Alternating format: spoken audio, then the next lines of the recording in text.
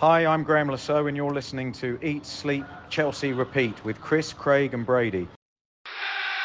Eat, sleep, Chelsea, repeat. Eat, sleep, Chelsea, repeat. Eat, sleep, Chelsea, repeat. Eat, sleep, Chelsea, repeat. Welcome to the Eat, Sleep, Chelsea, Repeat pod. The headline this week: Seagulls peck holes in Chelsea's defence. Today I am joined by my brother Craig and our good friend Brady. How are we doing, guys? Craig, you're all tanned up now, are you?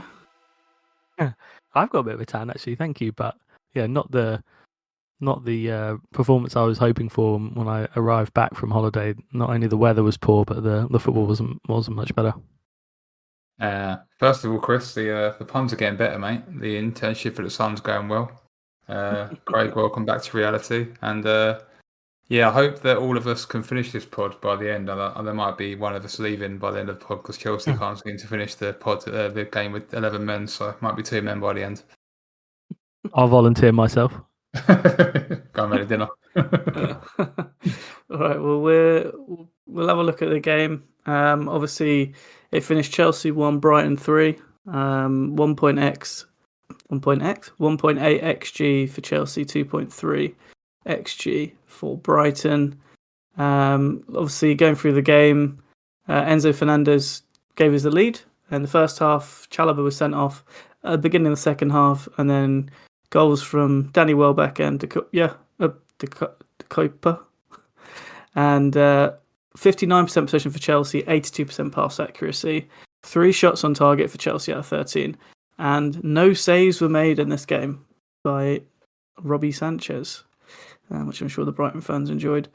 Right, likes and dislikes. Craig, as you've been away, I'll come to you first. Well, the likes was I was ready to do a podcast about how Chelsea are back. You know, the performance I think in the first half was brilliant. I know I turned to you after about 15 minutes saying, "Wow, we've made such a great start here." You know, I think the criticism for Chelsea for the recent games has been starting quite poorly, and the energy was definitely there from the players. You know, I think up until the red card, I think Brighton hadn't had a shot on target, 0.1 xG. I was already really excited about sort of the turning the corner with what was ultimately a pretty weak side that we had out. A lot of players missing, and yeah, I think to take the positives from that game would just be the performance overall before the red card. Brady? Yeah, similar really. I mean, there were some benefits like Lavia's back. Enzo looked okay in a 10. I think the squad is good, but it's been decimated obviously by injury a little bit. I think the manager is good, and there's a good base there. I think you've got some good ingredients there. It's just at the moment there's just I won't say things going against us. It's just either it's a Club World Cup or the clubs are still a little bit of a kind of like mini whirlwind, just riding out the storm. But there's still things you see in every game where, like under Poch and Potter, especially in Lampard in interim, it was just like I don't see anything positive here. Like we just need a complete but this is not that. It's just little things going against us. I mean, good performances, things to get behind. So yeah, that was my like. Yeah, I think obviously all going to be quite similar on likes, but yeah, I like the first half of the first half. I'd say. I think after the goal, I wasn't particularly happy with what was going on after that. But I think up until the goal, I thought we were excellent. Moved the ball quickly to the wings, which is very critical of in the previous games, for how slow our play was. But I thought we were quicker. I thought we were really dynamic with some of the movement and the running. I really enjoyed some of the players as well who were playing up front in the attacking areas. I thought that it was really good. It looked slick at times, just with the way that the team was set up. So Santos and Enzo kind of playing fairly further forward compared to Caicedo, who was almost like a bit of a lone player in the DM role. And obviously we had the good wing backs playing, and I thought defensively we looked relatively solid as well. We didn't give up too much either. So, that's really positive as well. And I think, obviously, we'll never know, but obviously with 11 men, it didn't feel like Brighton were really troubling us that much. That may have changed, obviously, as the game had just gone on naturally if we hadn't scored a second goal. But I thought defensively we looked fairly solid. We completely stopped them on the wings. Minte was probably the only player you'd say who was causing us any problems, but I thought Cucurella dealt with him fairly well. But he's obviously a really top player, and obviously he looks like he was. He was really good, even in the first half. He was really good. Welcome to Chelsea 2028. Well, he's a right winger, isn't he? So we'll definitely sign him. We're short of those. Yeah, that doesn't matter. We'll buy him. We could buy another left winger to play on the bench, maybe. We love a right, let's do dislikes because I'm sure there's a few. This one's a bit personal. Ooh. But it's Danny Welbeck. I've had enough of him.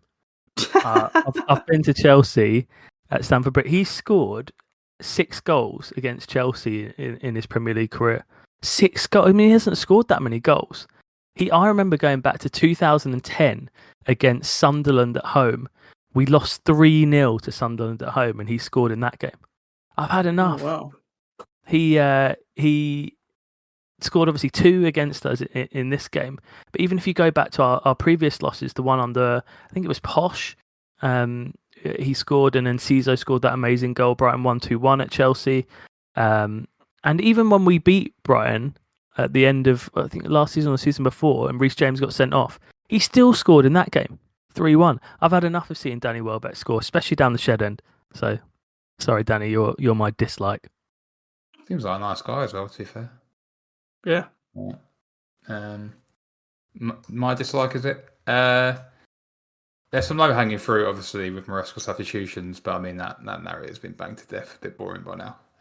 It wasn't great, but it's just Chelsea at the moment reminds me of just like a bit of like a startup company, bit messy, a lot of good ideas, a lot of people who have been hired and headhunted around, got some innovative ideas, hot desking, all these things, but not really like, we always talk about spine, like, the spine of the team and the spine. It's just all a bit messy, and you've got a lot of people just like called, this melting pot of just talent, but also inexperience. And I mean, Maresca today, to be fair to him, he said that I could have done better with the substitutions, and I'm learning. I mean, that's fine, but it's just you've got everyone learning on the job, literally. I can't think of one person, maybe other than. Can you think of a player who's not learning on the job? Does that make sense? It's like they're all learning. They're not really been there and done it, all of them. I guess Reece James is even. Yeah, maybe he's the only one I would say who's actually been there and done that. I'm talking about top to bottom, by the way. I'm not talking about the players. I'm talking about the owners. Yeah. Sporting directors, managers, everyone.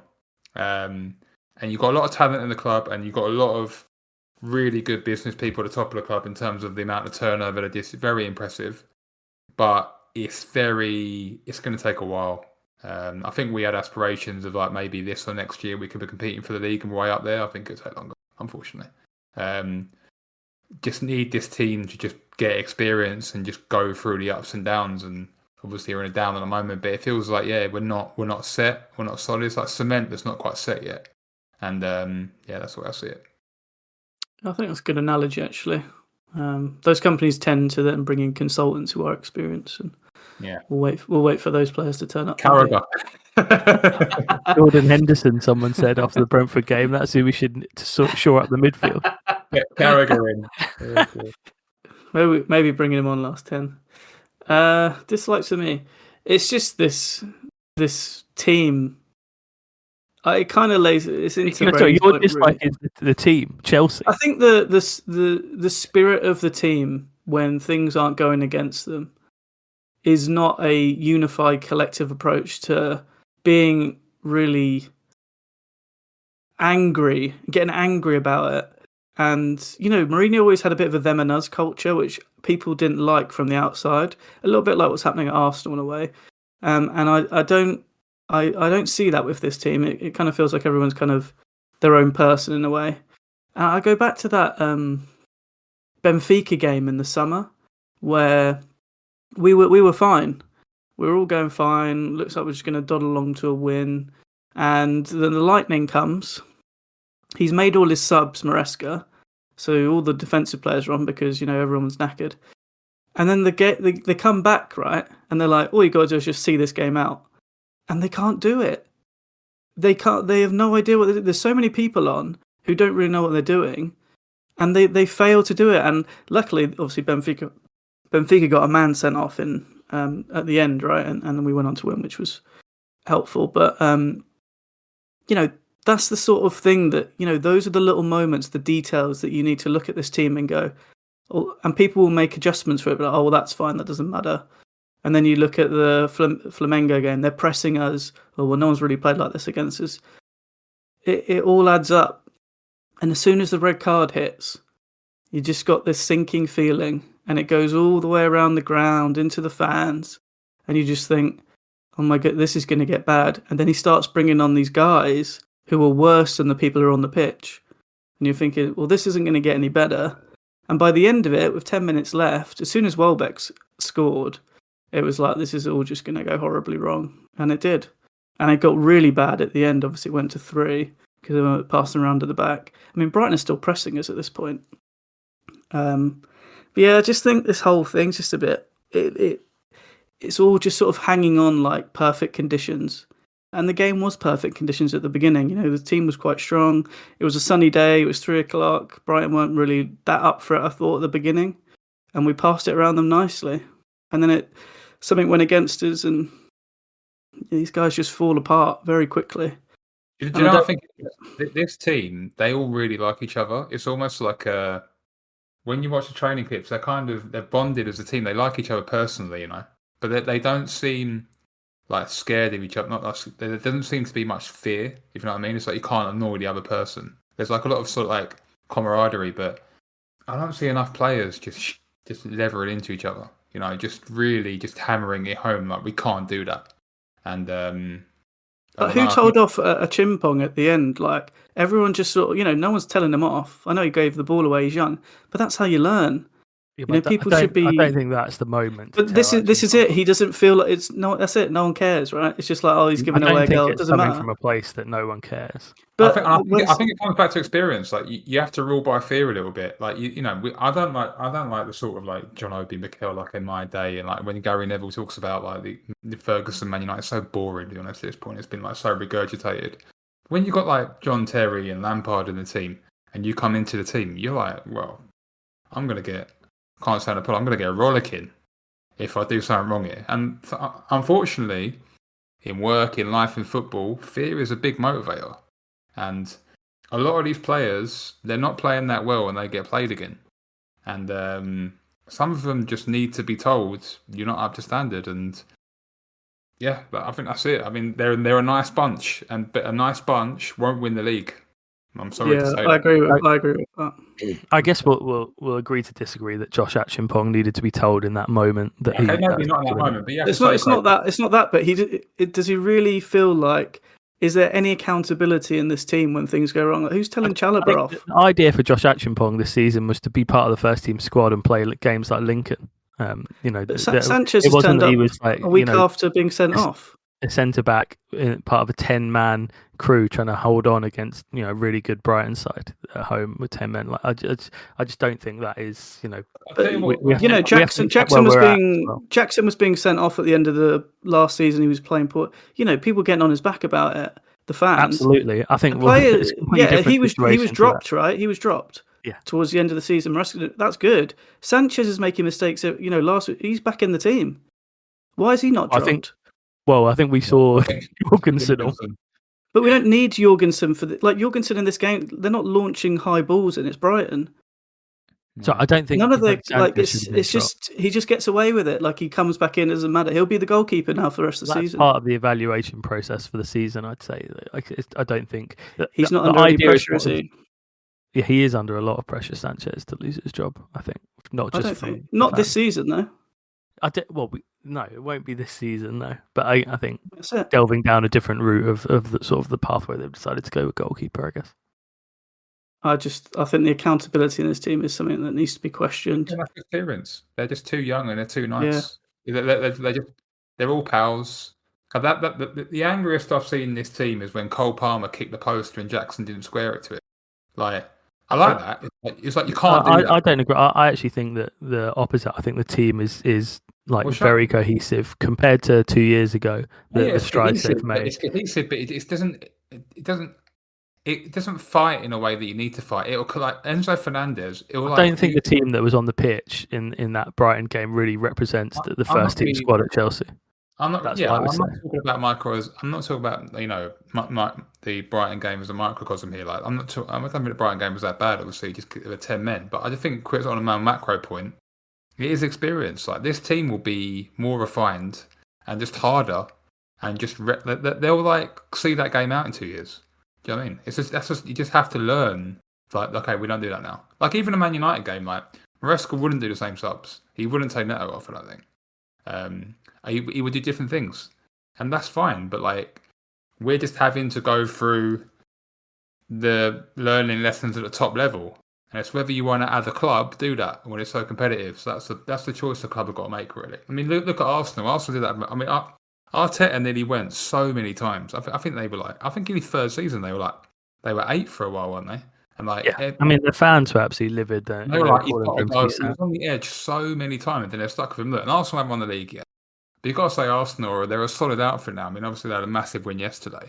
But they're consistently like 80 points plus. That's where we want to be. Like, you can win cups and things like that. But we want to be consistently 80 points plus every year, and we're nowhere near that. We haven't been for a long time. Unfortunately for most teams, that's not just flicking a switch. That takes most time. teams aren't spending the money we're spending. That's the difference. No, what I'm saying is... That's irrelevant. It's not though, is it? It's not relevant at all. It's the most important It's part. all within the rules of the game, isn't it? Like but if you buy 10 people in, you know, if one team's buying 50 players and one team's buying 5, you would expect that the team that's buying 50 to be better than the team that's buying 5, surely.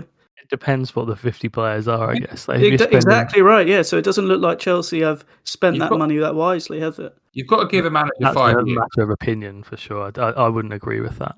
I think you've got to give a manager 3, 4, 5 years, but it's whether they think Maresca is the guy to give that time. That's all the decision is now. The squad is there, the investment's there. It's what manager they're going to give time. You know, Maresca isn't going to go. Maresca will not go mid-season this season. This is an absolute disaster. So they'll have 2 seasons, and they'll I think Esteval is a good example of sort of the patience required with players, because I think at the time Esteval was signed, there were a lot of fans saying, why are we wasting money, 40 million on young players, 16, 17-year-olds? They're not making any difference for us now. But now I think if you look in world football, every top team in the world will want Esteval in their squad. Yeah, because he's good. You've got to buy him. You've got to buy him then, because if you don't buy him then, he's off to Real Madrid. Yeah, but Esteval's good today. He's not good. He's not going to be good in 5 years. He wasn't good today. 2.5 years ago when we bought him. Yeah, but he wasn't playing for Chelsea, was he? Some people were arguing that's a waste of transfer budget that summer. Yeah, but it might be. But it's like buying Gittins now, 55. That doesn't look like good money now, does it? Because it's like, well, he's not ready to play now. Very early days to be judging that, but yeah. But he's not ready to play today. Esteval is. And they both have joined Chelsea. I would say that they're both coming into the season were as ready, and Esteval's hit the ground running faster. Yeah, but I don't think before the season people were saying Esteval's 100% the starter and Gittins isn't. So I think it's just a case of settling into the club better. I mean, we're five games in or something, 6 games in. Maybe. I think you're sort of looking at it like it doesn't matter. I think that's the difference. Like, it doesn't matter if nothing really happens. It's like, well, the fans seem to want to, you know, the club need to finish in a certain area. The fans expect something. That's the difference. I think you don't get that at the other clubs. Let's talk about the players. Let's do temps. Time to see whose form's on top, who's heating up, whose temperature's dropped, who's been playing well and who's not. It's freezing, warming up, boiling hot.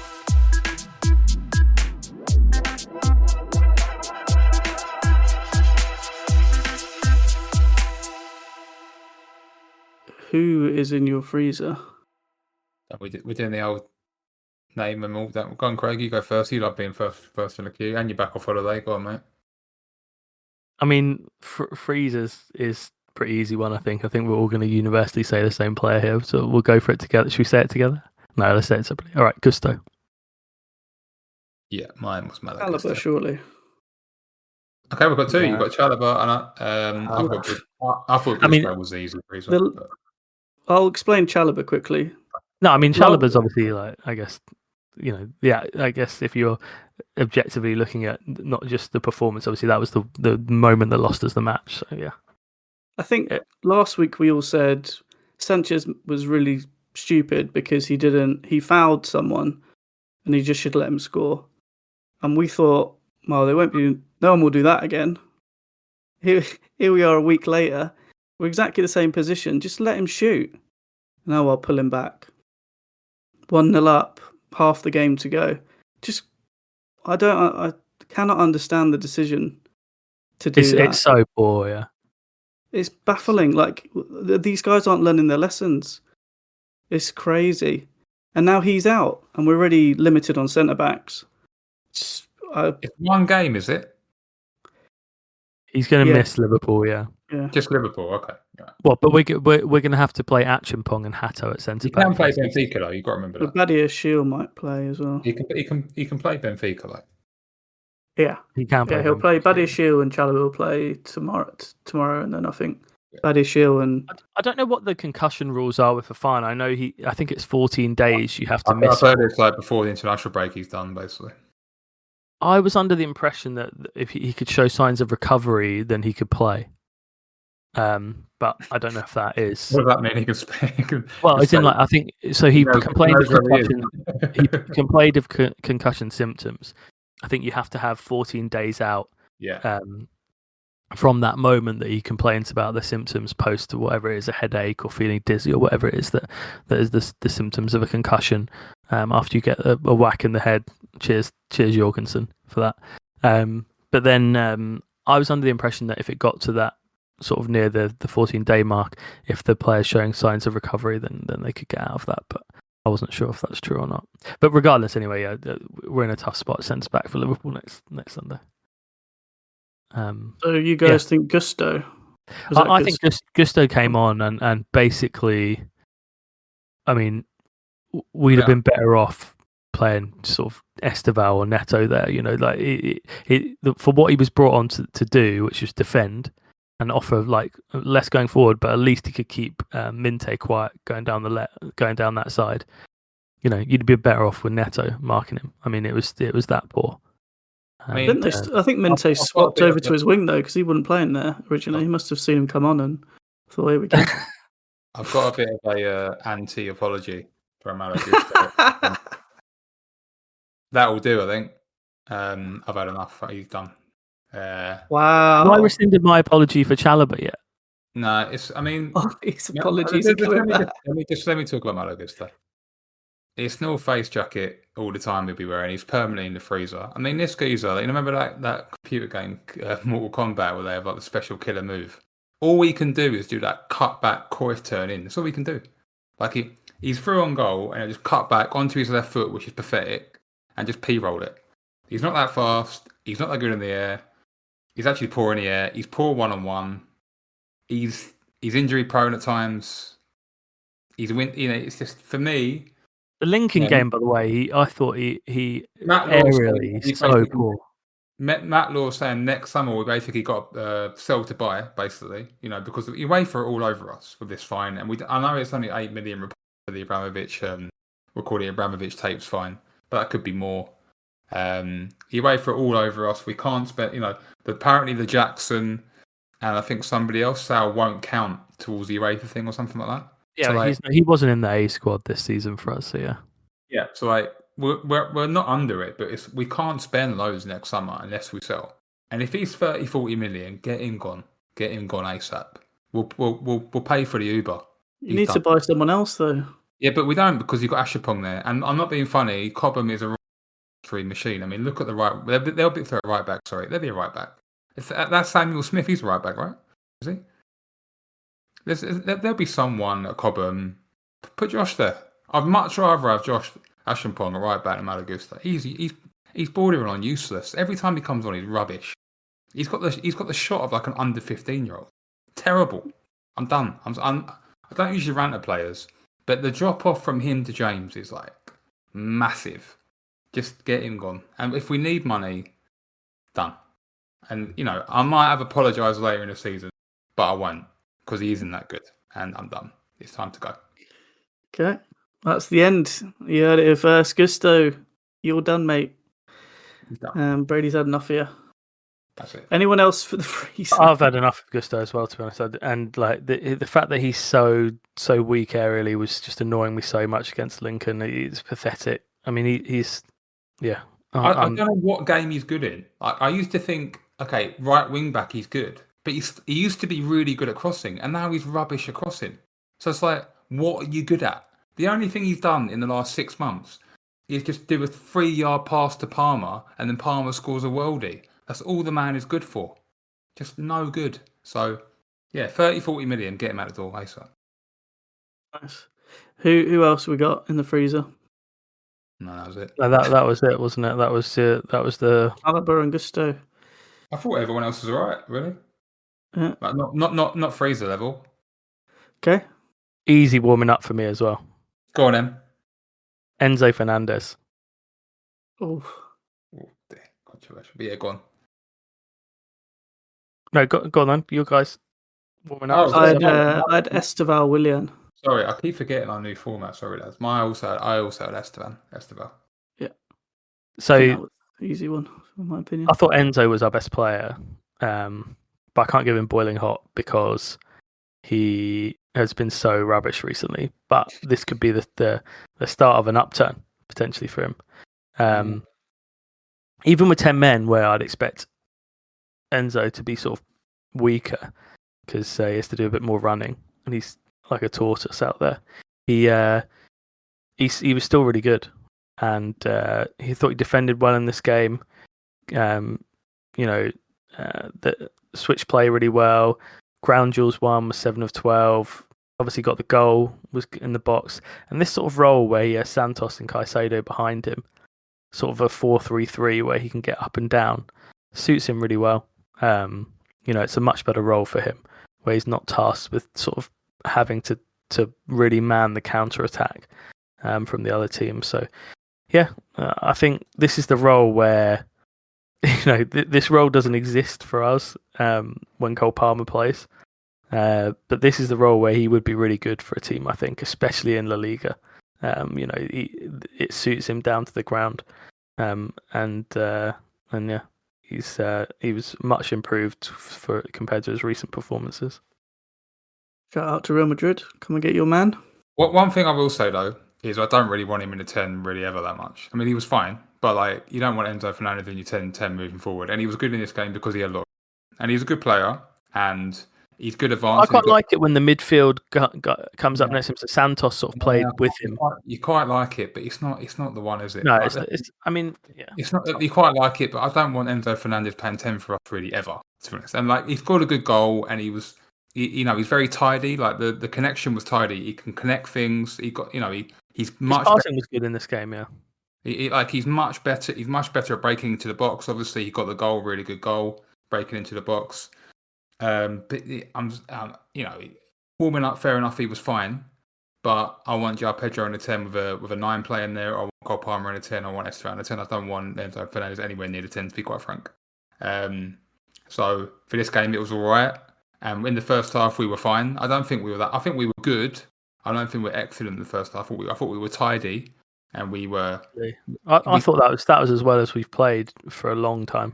Yeah, it was more controlled, and that's where Maresca ball can really shine. You can just basically out control the team and just win a 2-0, which is great. Almost like Pep. You just kind of. I guess it's adjusted towards what I'm expecting as well. We're going into a game where we've got a really tough team against Brighton. We're missing like a third of our first team squad. I don't think you can coach a much better game than that first half. No, it was good, but I don't want Enzo Fernandez in the 10. I'm going to repeat it. Just there's way better options moving forward, and it's a shame in a way that he has to play there because it just shows how thin we are. It shows what the squad is right now. And it's just running on fumes in terms of, well, not running on fumes, but attacking wise, we're just not where we should be at all, really. If you compare, he obviously couldn't play against his parent club as well. In that, obviously, the structure you want is the West Ham game. I know that West Ham were very poor under Potter, and they'll probably improve under Nuno. And that R.I.P. Potter. Yeah, RIP Grand GG face swap. Yeah, we caught them at a good time. But that's the structure. João Pedro 10. I think Palmer right 10, or Esteval right 10, or Palmer 10. Neto or whoever providing the width from the left, and Delap or whoever up front. That's the structure. You need a runner up front. We're no good without a runner up front. João Pedro in these kind of games, he struggles a lot, and he's not that fit at the moment, so he can't run the channels as much. I would much prefer to see João Pedro drop back to 10 and then just put Guillo up front, because all you need is a runner in this team. That's really all Jackson was, a runner. Create chaos, get in there, score a few goals, but it was effective because it basically unlocked Palmer. So that's what I want to see. So I'm not like shots fired to Enzo Fernandez, like he doesn't deserve a warming up, but I don't really ever want to see him in a 10 again this season, to be honest. I thought it was alright for Enzo. He was all right, but aiming for stars here, lads. Like, I think the goal only gave him warming up in a game. Like, yeah, I know, but I'll be disappointed if he's 10 against Benfica. I'll be honest, like I don't want him there. Like he probably. No, I don't think anyone thinks he's going to be playing in that position permanently. I think he will be for Benfica, to be honest, but I don't want him there. Well, but as soon as anyone's back fit in that area, I think he's gone. On Bonanotte can play, can't he? I think if Gittins or Garnacho were either trusted or good, I think you could play Neto right, Esteval 10, and Gittins or Garnacho. But I think he doesn't trust them all. From what we've seen of them, they're looking very pony. He thinks João Pedro is a better 10 than a 9. So, like, you've got to put your money where your mouth is. Like, put João Pedro in a 10 and put a striker. Like, there's no one to play there, though. Why is George is available. Yeah, play Mark Guillo. He's not getting a kick. He was warming up. Not quite literally, he was warming up. He wasn't warming up in this game. If you're not going to force Jackson to come back, you've got to give Guillo minutes. Yeah, I'll talk quickly about Esteval because I thought he was really exciting, and he's been done again by a red card and been subbed off. He was probably the most exciting player on the pitch in blue. He was making things happen. His skill was excellent. Very, very impressive. He gets you on your feet, Esteval. I know a player like that in a long time. Something can happen with him. Decision making, could it be better? Yes. Slightly overplays his hand, I would say, in the kind of towards the end of in the box. You have a poker term there, Chris. Yeah, I think he kind of. It's almost like he needs to realise, and this is probably coming from Palmeiras, where he needs to score all the goals, kind of thing. It's like you actually don't need to do that here. You can just square it, and there's like really good players who can actually tap the ball in or do something. So, I love his sort of enthusiasm for the game. He wants to run at people. He wants to make things happen. I think he can be a little bit more selfless in the last third, and I think that will just add to his game even more. I think he can get loads of assists because he's got the beating of these guys in this. He made Matoma at City, nutmeg Matoma. Unreal. What a player. Yeah. He's got a lot in his locker, Esteban. I'm sad to see him go off, to be honest. We're yet to see the good shots from him. Like I know that he can shoot. I've seen it on clips. I know that he's got a really good left foot on him. I'm not going to say a rocket, Brady, but he's got a good left foot on him. YouTube, I think YouTube might have been AI. Like, I'm not sure Werner was. I don't think the Werner Leipzig tape for real. when they come to Chelsea, their shot power on FIFA goes from 90 to 50. But yeah, brilliant. he does look good on YouTube. Yeah. But yeah, I think we yet to see that, and obviously, yeah, like Chris says, I think a couple of times he was through and made really poor decision with the ball. One not to cross, and then the other to not cut in. Van Hecker sort of really slid in to block the shot. He could have just cut in on his left and had a much better opportunity. But he sort of panicked and shot. But yeah, look, he's a really young player. He was my balling hot. I thought he was absolutely fantastic, and so dangerous all down that side in the first half. You just want to get him the ball, keep getting him the ball, keep getting him the ball. That's how you feel when you're watching the game. Look, I don't go to the games. I don't go to the games as much as you guys. I try and get to a few games a season. You're there like every home game. But I imagine the atmosphere at the Bridge isn't the best at the moment. It doesn't sound like the best on TV. Chris said this before. It's just good when you get people off their seats. It's not the pass. Like as that might winning football matches will get the crowd back on side, but you need a maverick. That's why people loved Hazard. You just have that guy who can win your games and can also just skin people, just go past people. When he nutmegs Matoma, sorry, and then if he scored after that, the crowd would have gone wild. Do you know what I mean? It's just a different thing, So that's something that's good for this team, where like takes the pressure off a manager a bit, like flicks and tricks. Like it's not for everyone, but it can really help. Just a player to get the fans off their on their feet and clapping can be really helpful. I mean, also, I think when you talk about Mavericks, sorry, when you talk about Mavericks, obviously Esteval and Palmer immediately come to mind, and it's just so disappointing that basically we saw 6 minutes of Palmer and Esteval together against Manchester United, and I think did we see about 30 against Palace when they were together? I think that's it. So we've had 40 minutes so far this season where Palmer and Esteval have played together. That for me just feels so disappointing. Played 7 or 8 games now. That is what I want to see play together this season. That those two playing that right 10 and right wing together and see what they can do.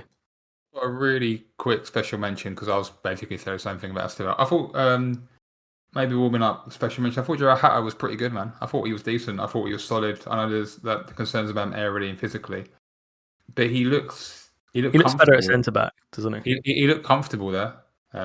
He looked comfortable. A left back, I don't really see it at the moment. Didn't look that comfortable inverting either. Didn't against Lincoln. They had to adjust that at half time.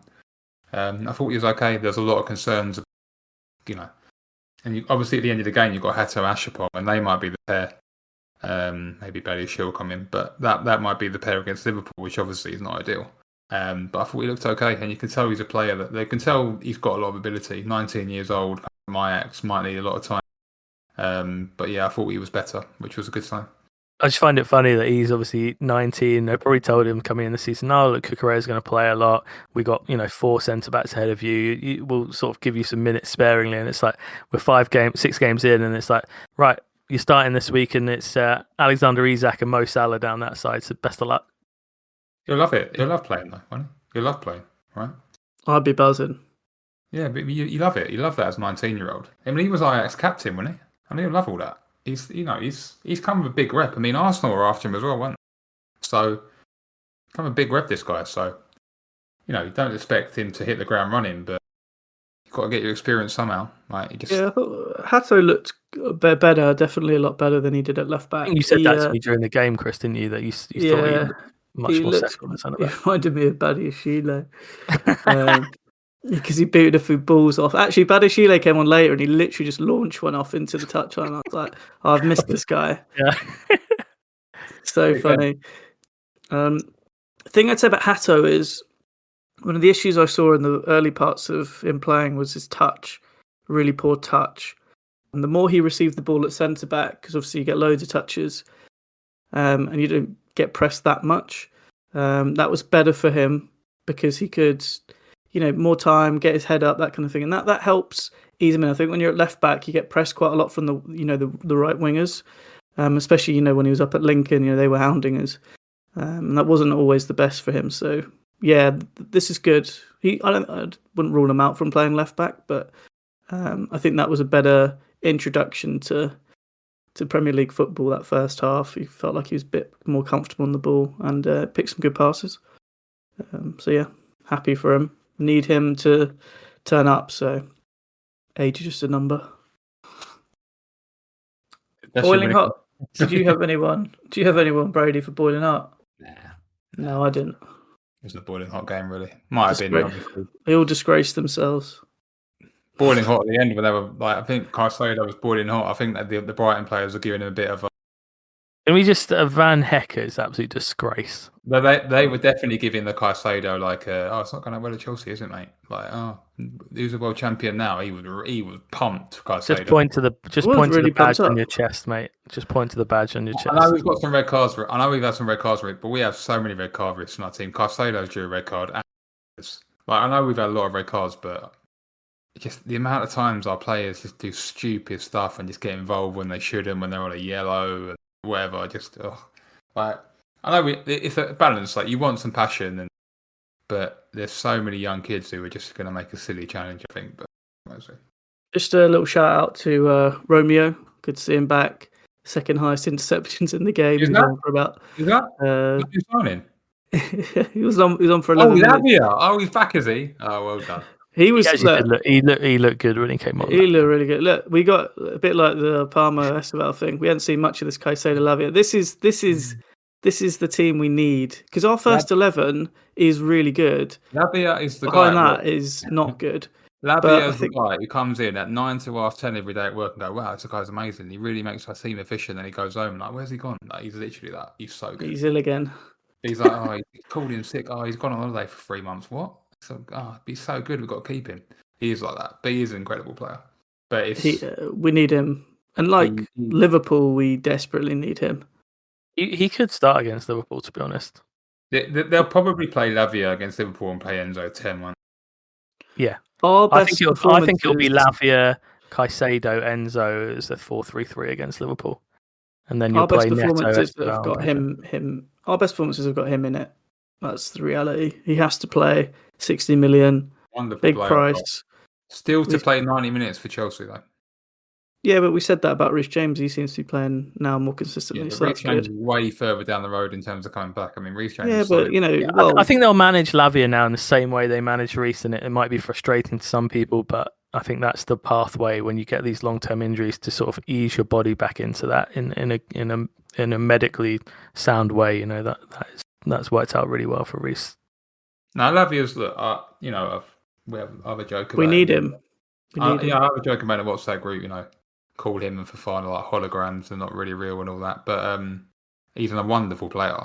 But it's just we just has to be on the pitch more. Otherwise, he just can't affect our our points, our expected points. We need him there. So it's whether he can stay fit. And look, the Liverpool game is a game that we probably would have lost anyway. So I don't know about that. I mean, they just lost to Palace. I mean, Liverpool. Yeah, but Palace are, at home. They're going to be they're hard to break down. Palace. I know they conceded a load of chances. Liverpool game off. We can't just go and we've got. I'm not saying write it off. I'm saying it's not like. Yeah, all right. We need to. Well, I'd rather rest everyone and have everyone like the Sunderland game and the Forest game after. We have to win those games. We don't have to beat Liverpool. It's not a season-defining moment. It's an international break anyway. What's the point in saving legs? You might as well go for it. I'm not saying they're not going to go for it. I'm saying if we lose the game, after the game, no one's going to sit there and, what's happened there? That's a nightmare. It's like, well, that's just how it goes. So, look, we got to get these guys fit. Go for it and beat Liverpool. We could galvanise the whole club, mate. Goes both I hope ways. we do. Goes both ways. I hope we do. Right. That's enough for Chelsea. Are you ready to go around the grounds? Yeah. Craig, you ready? I'm very ready. Right, here we go. Let's get the music going. Right, let's start. Brentford 3, Manchester United 1. And you're on thin ice. He's gone if they lose to Sunderland. Yeah, I mean, that United team are beatable. Brentford strong at home. Andrew's starting to get together. Yeah, I think Cameron's on. Yeah, I think he's going to be sacked soon. Just in time, because they're obviously rubbish, but still beat us, obviously. Crystal Palace 2, Liverpool 1. Nice to see Liverpool's luck finally run out, and Glasner on the shortlist for us if we ever change managers. Yeah, Glasner did a Tuchel run down the touchline and turned back. Did you see that? Liverpool hitting a bit of a variance, and 18 games unbeaten for Palace. I mean, they're one of the best teams in the league at the moment in terms of like pound per squad and the points per game. Fantastic. That 0-0 looks pretty good against them, to be honest. Yeah, I think looking back, it actually looks. I mean, they're on a generational run, really. It's it might be a case of if they lose, it could all fall apart quite quickly, maybe. A bit like London buses kind of thing. Leeds 2, Bournemouth 2. Leeds very strong at home, and I think they're looking like a team that's going to stay up. Yeah, similar. I was going to say, great atmosphere and energy. They just seem to bring it at Ellen Road, and the guy who Chelsea should have got a wing scores again. No, that is, but yeah, he's unreal. We should have got him. Yeah, this is an amazing result for Leeds and might be a good result for Bournemouth coming into the season. Let's see where they end up. Man City 5, Burnley 1. Haaland, easiest FPL captain of all time. Yeah, I mean, City, they've won 2 in a row now. Oh, they haven't won 2 in a row, sorry, but they're creeping up there. They're not out of the title race yet. My shout on that might not be the worst. I think Haaland's doing well and own goals. Obviously doing really well as well. Yeah. Good job there. Nottingham Forest 0, Sunderland 1. Got to laugh at Ange. Like, it's just so good. I just enjoy it so much. Yeah, I don't know. I quite like Ange, but yeah, I mean, Wood did miss some sitters in this game. But Sunderland have 11 points. I think that's more than Man United have got the last 6 months, and 1 less than Southampton got for the whole of last season. I mean, some of these promoted clubs are staying up, man. Like, simple as that. Easiest bet of the weekend. Ange Postecoglou's team to concede a goal. Tottenham 1, Wolves 1. Yeah, this was one of the most surprise games to watch for me. I thought Wolves were fantastic. I thought Spurs would win this absolutely easy. They're desperate to win at home again after a poor result. Oh, they were rubbish, Spurs. I'm a bit worried about them.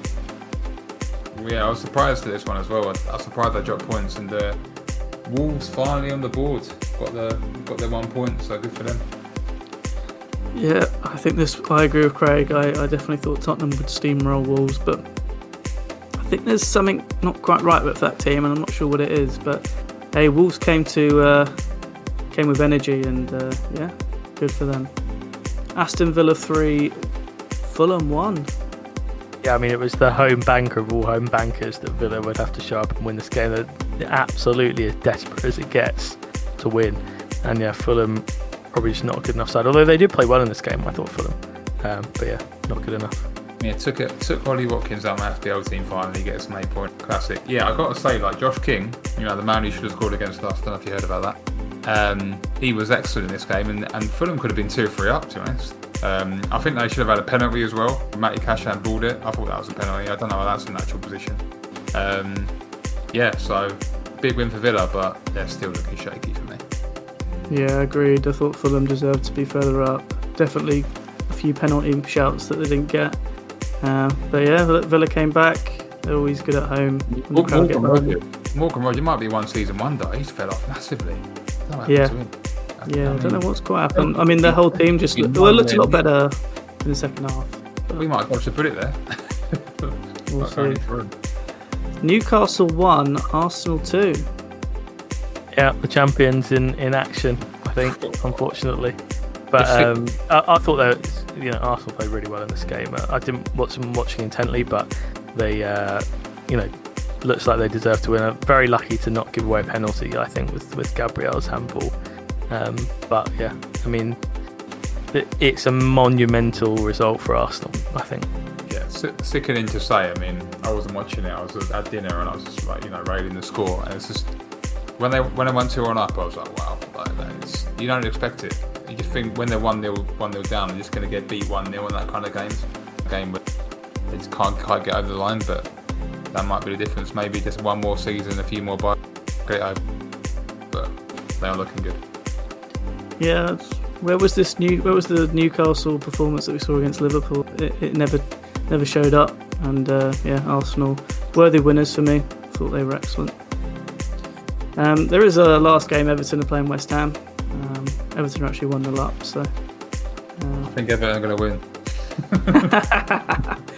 Yeah. West Ham. Come on, Nuno. Good old Nuno. Good decision to hire him, you think?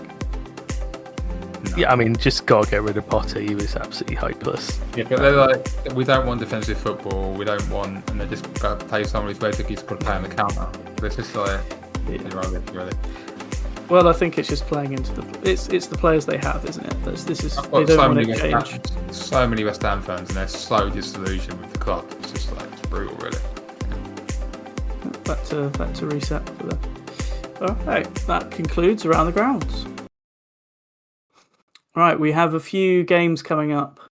Benfica are in town, and so's an icon returns to the bridge, Jose Mourinho. How excited are you to see Jose? Yeah, sing a couple of songs for him before the start of the game. Obviously, one of our greatest, if not our greatest manager. So He's been back before, right? With Man United. yeah, but I think when you come back as Spurs manager or United manager, it's not the same as no one cares about Benfica. We can sing his name before the. Sorry to all our Portuguese listeners there. We do care about Benfica. We hope it's a good game tomorrow. Come on, Craig. We'll hope we win. I reckon Mourinho's going to get booked or sent off or something. I think he's going to lose it. I think he might be the opposite. I think he'll play it down. I don't think I think he'll, because he lived around the corner literally from. He sort of played it down in the pre-match presser as well. Yeah, I can't say unless there's like a bad decision or a VAR thing that annoys him. Yeah, I think he'll play it down. I think it'll be the opposite. I think if he went to like United or Spurs or something, he'd ham it up. But no, I mean he's a legend. He ran 3 leagues for us. Chelsea probably pound for pound best Chelsea manager of all time. You say? Probably. I mean, probably is right. So fantastic to have him back. Maresca was very, they kept. I mean, I felt sorry for Maresca. I mean, the presser was like the first 5 Mourinho. But yeah, I mean, it's a big test, and I don't think tactically it's a big test. I think you can tactic, but it's whether you can get over the. We're not in a great state, and Mourinho's back, and you need to prove the fans. It's a big night for Maresca in a lot of ways, actually. Yeah, the narrative can definitely shift depending on this result, and I think obviously the results of recent are not good if you just look at the results. And this is our second Champions League game. Obviously, we got walloped up in Munich, so this is a big night to make sure we get on the points on the board, definitely for the table. I think you cannot lose the game. I think Maresca actually will not come under any pressure in terms of actually losing his job from the board or whatever. But I think the fans will start to get on his back if they lose this game against Benfica. He'll become under a little bit of pressure from just solely the fans. I think because I don't think the fans have probably the worst perspective on the 2 recent games in terms of the management of the subs with 10 men and stuff like that. I think the criticisms of that, and then if you. That era sort of, Benfica come with Mourinho, he beats us with a grubby 1-0, and it's sort of like the reminder of the Mourinho days. And yeah, I don't think it'll be good at all if we lose this game from Maresca. I think if I was Benfica, I would just get the ball and just launch it as high as you possibly can. All right, anywhere near the centre backs. Don't give them tips. Here's a tip for you. Just hoof it and you'll definitely get a second ball and get a shot off. I'm beating in the league this year. So yeah. I've actually seen the tifo that we're going to put up, the banner at the shed end, and it looks absolutely amazing. So why did they sack their manager if they were unbeaten? What's happened there? Don't know. Any info there? No, but it was tifo is going to be quality. I think it looks sick. Yeah. Look, we need big atmosphere tomorrow. We need the play, get behind the players. We need to win. Please, please, please. No one gets sent off. I mean, that is an absolute must. If someone gets sent off in the first half of this game, I think people are going to lose it.